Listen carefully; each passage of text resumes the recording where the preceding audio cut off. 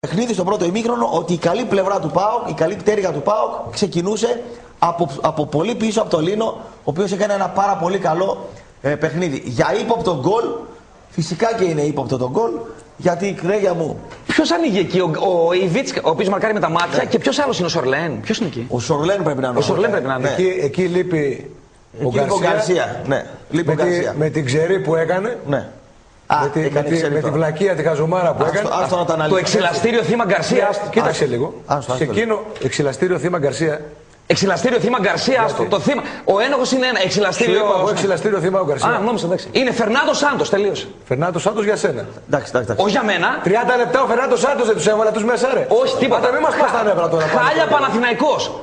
Τόσο χάλια Παναθηναϊκός. Ρε εσύ Μάριε. Ο Παναγιώτης μου έστειλε μήνυμα. Άσε με τον Παναγιώτη. Ο Παναγιώτης είναι σπίτι. Εδώ μαζί έμειλα. Λες κάτι για τον Σάντος. Τελείωσε. Ο άνθρωπος έχει σε 7 μάτς με τους μεγάλους της Αθήνας. Έχει παθητικό 9 γκολ, ενεργητικό 1 και μια φάση ευκαιρία κλασική. Τραγικό. Δεν θα πατήσει, μετά θα πει. Δεν θα κάνει. Και έβγαλε τον ΠΑΟΚ δεύτερο. Ναι. Λοιπόν, είσαι τραγικός. Με τέτοια ΑΕΚ και τέτοιο Παναθηναϊκό. Δεν μιλάτε μεταξύ σας. Θα το κάνουμε χάβρα τον Ιουδαίων τώρα. Λοιπόν, δηλαδή τόσο πρόκληση ρε Μάρια για ποιο λόγο? Άστο να τη γνώμη του λέει. Τη γνώμη μου λέω ρε Τάσο. Δεν κάνετε διάλογο, θα κάνετε ξεχωριστά. Εσύ θα μιλάς από εκεί και δεν το κατάλαβα. Όχι.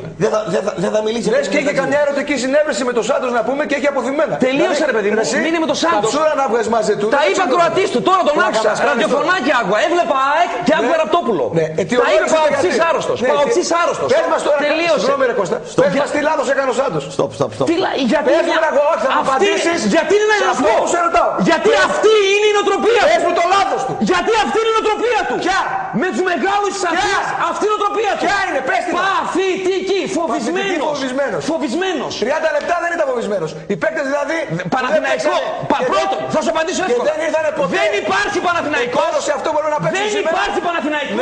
Λείπουνε Βαυζίνιακ, Μάρτος. Ποιος είναι ο Βαυζίνιακ? Παίζει με σεντερμπάκ. Ο Βαυζίνιακ πόσα μάτσα έπαιξε? Αυτή είναι λήψη μου λες. Από Γενάρη και μετά. Όλα τα μάτσα από Γενάρη και μετά. Έπαιξε ο Βαυζίνιακ. Είσαι αλλού. Βασικός είναι. Όπως και για τον Σάντος είσαι αλλού. Λοιπόν, εσύ 10 μέρες τώρα είσαι η μόνη ομάδα που έχεις ρίξει όλο το focus στα play-off. Η μόνη ομάδα. Με συνοχή, με τον κόσμο δίπλα, χωρίς προβλήματα, ειδική προετοιμασία. Οι άλλοι κάνουν χαβαλέ. Μαλώνουν μεταξύ τους. Στην ΑΕΚ πέφτει ξύλο. Διοικητικά στο Παναθηναϊκό. Βγαινόπλος στο όχι, σε σένα. Παλικάρι μου στον ΠΑΟΚ και είναι όλα θετικά. Αυτό που κάνεις είναι άτοπο τώρα. Εμένα δεν με ενδιαφέρει. Ποιο είναι άτοπο, εσύ? Αυτό που λες είναι άτοπο. Είναι συνθήκες για να πας στα play-off.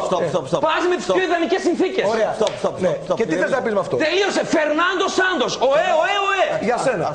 Εντάξει, τελείωσε. Λοιπόν, χρόνια πολλά στις μητέρες καταρχήν.